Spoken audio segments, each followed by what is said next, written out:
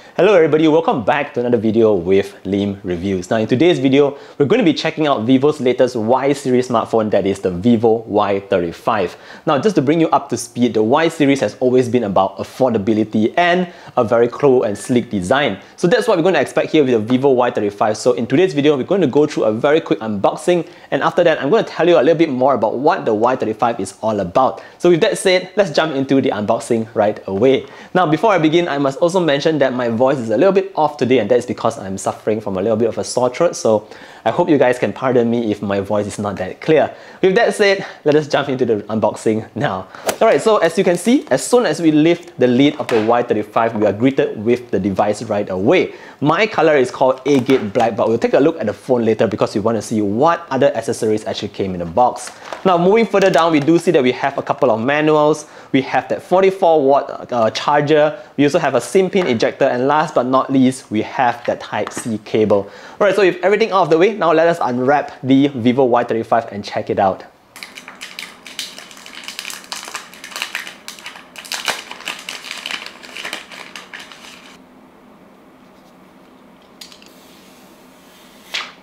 Alright, so on first impressions, as soon as I removed that plastics from the phone, I was actually quite surprised with this design here on the Y35.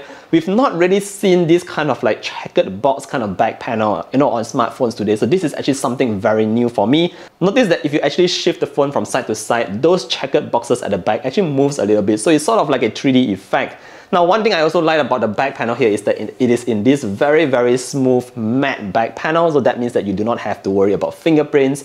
It's going to be very clean, guys, a very clean back panel here. Apart from that, we notice that we have flat sides all around the device, and again, this gives us a more modern look. Now, looking around the sides, we do have your volume rocker on the right together with your fingerprint scanner. Now, the fingerprint scanner here is actually very fast. It unlocks with just a slight touch of the button, so that's definitely a good thing there. Moving down, we do have a single firing speaker which actually is quite loud. You also have your Type-C port, and more importantly, you still have your headphone jack on the Y35, so that's great. On the other side, the left side is completely empty, and on the top, this is where you get your SIM card tray. Now the SIM card tray here is also a very interesting one because it supports micro SD expandable storage, so that's great. Basically, this is what the device looks like. Overall, I think that for like sort of a affordable kind of smartphone here, the design really works for me. I'm pretty pleased with the design of the vivo Y35. Alright, let's move on to the second thing here and talk about that display at the front. We do have a very decent display at the front. Now this is an LCD display. It refreshes at 90 Hz. It's also 1080p. That means it's actually a quite standard display here. Now the good news here is that it's fairly colorful. You do have that 90 Hz refresh rate like I mentioned, so it's actually quite smooth. Definitely I would expect 120 Hz maybe in the next one because it's just way smoother, but I would say 90 Hz is also quite alright on the Y35. Now let's move on to the next thing and check out those cameras at the back. Now in terms of the cameras, we do have a 50 megapixel triple camera setup, and this basically means a 50 megapixel main, a 2+2 macro and depth. So I won't be using that much, but I'm going to focus on the main 50 megapixel sensor here. Now the 50 megapixel sensor on the vivo Y35 is actually quite basic. You don't really expect like super premium flagship kind of levels in terms of photography. During the day, it's able to take some decent photos. Of course, with 50 megapixels, you are able to capture a lot of detail, so resolution is great. In terms of the dynamic range, it's acceptable. In terms of the color accuracy, it is quite alright as well. So bottom line is the cameras on the Y35 here is actually a basic 50 megapixel sensor that should actually help you out in your normal needs. Now moving on, I think what's more important here is actually in terms of the performance, the storage and all that, because Vivo is really all about giving more storage. So first things first, power-wise, we do get a Snapdragon 680. Unfortunately, it doesn't come with 5G. In terms of the RAM and capacity, we are getting 8GB of RAM together with 256GB of internal memory. Now, it's always great to see smartphones starting from just 256GB because 128GB these days is just not enough. And like I mentioned earlier on, it's also still expandable via micro SD and all the way up to 1TB, so you do not have to worry about storage on the Y35.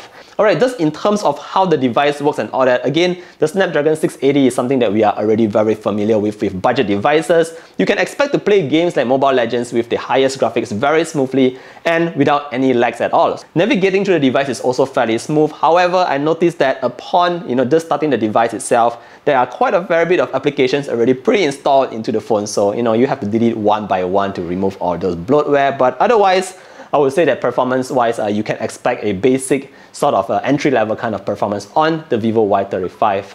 Alright, let's move on and talk about the final key point here, and that's actually in terms of the battery and the charging. Battery-wise, you get a 5000 mAh battery, which is good enough for 1.5 days of standard use. Charging speeds-wise, it's actually quite alright. It supports the 44-watt supercharge that came in a box. So that will do like 0 to 70% in I think about 34 minutes. So half an hour will get you approximately 70% of battery. That's pretty good actually for a device at this price range. Now, some other stuff that you should know here is that the haptics engine here is a very basic haptic engine, so you don't really expect some very nice vibrations. It is pretty basic, but yeah, I think that is actually what I want to share with you in terms of the vivo Y35. It really is all about, pushing that design at the back because it's very unique. So if you're in the market looking for something around 1,000 ringgit, and you love this kind of design, you don't mind those, the haptics engine and all that, you want some proper performance, the 8 plus 8 GB RAM, the 256 GB of internal memory, which is great, micro SD support, guys, basic 50 megapixel camera. So yeah, this is what you can expect with the vivo Y35.